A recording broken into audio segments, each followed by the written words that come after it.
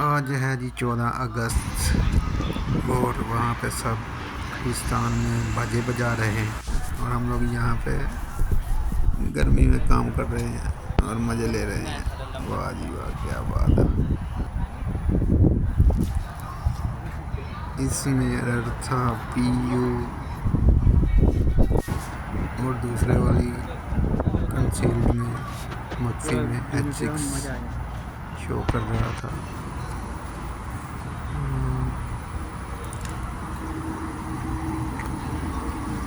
जो PU है वो तो हो गया ना मेन ड्राइव का।